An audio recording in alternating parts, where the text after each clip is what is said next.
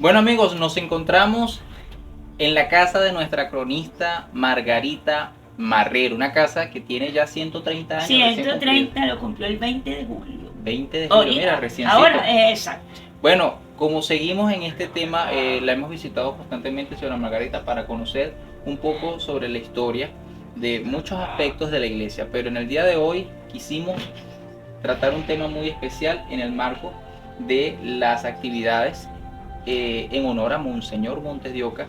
Y bueno, me trae por aquí un dato curioso, porque su padre tuvo muy buenas relaciones con Monseñor Montes de Oca. Hubo documentos por allí que vamos a estar mostrando, pero también habían escritos. ¿Qué recuerda usted de Montes de Oca, Margarita? De Montes de Oca, lo principal es que recordamos su santidad, su ejemplo que tenemos, no solo admirarlo, sino, aunque sea un poco difícil, imitar. Tanto sacerdotes religiosos y laicos, todos fuimos y seguimos siendo su rebaño como pastor de estas diócesis. ¿Aquí qué tiene para nosotros? Aquí tengo, es bueno que te lea unas palabras que mi papá escribió sobre una biografía de Montes de Oca en su libro Santísima Virgen del Socorro, que fue su obra póstuma de mi papá Jesús Marrero Guardia. Y él describe así: el ilustrísimo señor Salvador Montes de Oca, segundo obispo de Valencia, nació en Carora el 21 de noviembre de 1895. En su escudo figura la imagen de la Virgen del Socorro y los lemas Ad Jesum per Maria y Oporter illum regnare. Atalaya inexpugnable, defendió con fortaleza y celo inquebrantable la santidad del matrimonio, y por ello los cobardes lobos, valiéndose del poder, pues formaban un gobierno, una autoridad, lo atropellaban y lo llevaron al ostracismo. Empero regresó a la patria íntegro y con la misma varonil firmeza de antes, dispuesto a volver al destierro por defender y sostener los mismos principios, como lo oímos que lo dijo desde las gradas del altar mayor de la catedral al saludar a su diocesano al punto de ese regreso. Señora Margarita, ¿cuáles fueron los ritos que asumió Monseñor Montes de Oca en nuestra ciudad cuando asume pues este puesto en la iglesia? Lo principal de los ritos, vamos a decir. Retos. Yo te oí ritos. No, retos o sea, como... no, los retos es como todo pastor, el amor a su grey. Y no solamente predicándolo, como aquí dice mi papá que él lo dijo en una homilía, en un sermón, sino que lo demostró con su ejemplo. El ejemplo de un verdadero pastor entregaba su grey. Y cuidado, él no es que renuncia a la diócesis de Valencia, que la amaba mucho, ni la primera vez por este caso de defender al matrimonio, es el primer destierro, que después levanta el gobierno ese destierro y él vuelve. Él renuncia a esto, ya bien, segunda vez aquí, por la calumnia que recibió dolorosamente de un hermano en religión. Esa calumnia llegó a Roma y él allá, lleno de dolor, como está la carta pastoral, se despide de su amadísima diócesis de Valencia. O sea que podemos decir que uno de los principales retos que asumió, bueno, fue enfrentarse a la traición, si se le puede decir. Es verdad. Y lleno de amor, perdonó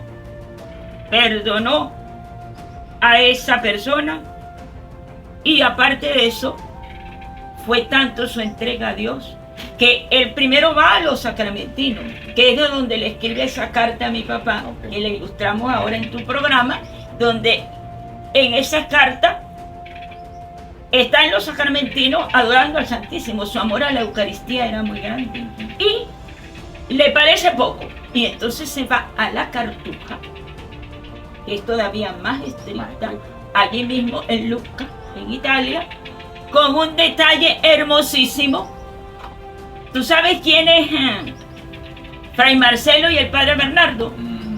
No, pero usted nos había comentado que tenía algo por ahí. Hay algo por ahí. Una pregunta con unos punticos suspensos. Bueno, vamos a dejarlo para el próximo capítulo. Sí. Una interrogante, señora Margarita. ¿Quién es el fray Marcelo y Bernardo? Y el padre Bernardo. Son dos personas. Aquí te voy a leer algo que escribí también hace 3 años, referente a esas sorpresas de Dios hermosas. El silencio de la cartuja di Farmeta se ve acribillado por los ruidos bélicos del odio, pero también la caridad y el amor son más poderosos. En ella encuentran amparo los hermanos perseguidos. Y sucede que entre los monjes se halla un sacerdote nativo de la región más musical de Venezuela, que al entregarse a Cristo no escatimó nada para propagar su evangelio, doctrina y defender a capa y espada la moral, los sacramentos, el matrimonio, la justicia. Convertido en segundo pastor de nuestra Grey Valentina, demostró su amor mariano con la devoción a la Madre de Socorro y Coromoto, y exclamó: Guanare es el Lourdes de Venezuela. Él es el que comienza las peregrinaciones a Guanare junto con Monseñor Víctor Julio Arocha, con los padres pasionistas y la gran coromotana señorita Rosa Sereno García. Comienzan las peregrinaciones en el 34 y esto da lugar a que en el 37 se funda la cofradía de Nuestra Señora de Coromoto en la Catedral de Valencia, 86 años de fundada. Pero ahora vamos a las preguntas, ¿ves? Detrás un paréntesis. En esa misma cartuja, años atrás, estuvo un venezolano, científico, pianista, bailaba muy bien, políglota, médico, José Gregorio Hernández Cisneros. Allí pasó en esa cartuja Hernández, hoy beato José Gregorio Hernández, 9 meses, pero la cartuja, vamos a hacer hincapié en esto, la cartuja tan estricta, ¿verdad? Como lo es. Físicamente, él no pudo continuar, Hernández, pero fueron 9 meses donde se hizo más santo todavía, de entrega. Y a la Eucaristía. Muchos años después, figúrate, Hernández muere en 1919 en Caracas, ya había estado en la cartuja. Y después en la Segunda Guerra, como acabamos de decir, está allí un padre que ese sí se mantuvo allí y adoptó el nombre de Bernardo. Bernardo, sí. Entonces, en los 9 meses, aquí está la incógnita, en los 9 meses que Hernández estuvo, fue Fray Marcelo, como cartuja. Y en los años que estuvo Hernández en esa misma cartuja, entregado al amor, adorar al Santísimo y el amor al prójimo, fue el padre Bernardo. Ahí está el detalle de la cosa. ¿Por qué el cambio de los nombres? Porque siempre se acostumbra en las órdenes religiosas, en todas, el desprendimiento de la persona al mundo. Mínimo. Entonces vamos a adoptar, como se dice, un nombre en religión. Es algo piadoso. El nombre civil continúa, lógico, y el apellido de los padres. Pero como religioso, entonces tenemos... Sería como un nuevo renacer, un nuevo nombre. Eso religioso. Es correcto. Y con palabras del prior de esa cartuja muchos años después, que tú ahora lo vas a exhibir en la entrevista, el padre Melon dijo en esa entrevista que le hicieron el periódico La Religión: diga en su país que necesitamos vocaciones como las de José Gregorio Hernández y Salvador Montes de Oca. Fíjense qué detalle, 9 meses Hernández, años con Martirio Montes de Oca, pero la santidad es la misma. Para Dios no hay tiempo. Diego, dándote de nuevo las gracias por esos vestigios que le haces a Valencia de historia, de crónica, quiero ilustrártelos con las coplas al pastor. que yo le escribí, en este caso al pastor, nuestro siervo de Dios, Salvador Montes de Oca. Se las escribí hace 3 años. Sin una mancha en su sandalia, le cantó el poeta a Salvador, cuando invicto regresó, defendiendo la familia, el matrimonio, el amor.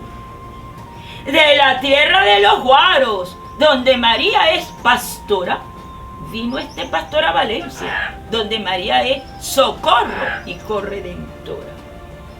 Abrió el camino a Guanare, llevando los peregrinos con tesón ante la madre de Coromoto, de Venezuela, escudo y blasón. El nido de Nevatillas en teatro se presentó en su honor, porque su pureza sacerdotal en nido límpido su diócesis convirtió. Una vez triturado como el trigo por la calumnia del hermano, del que creía él que era su amigo, se entrega a Cristo en los claustros, donde años otro venezolano santo, José Gregorio Hernández, vivió. Pero como el trigo tiene que convertirse en hostia, Salvador alcanzó esta gloria, derramó su sangre por los hermanos. Y como su padre, pleno de santa alegría, tengo un hijo mártir, siempre lo decía.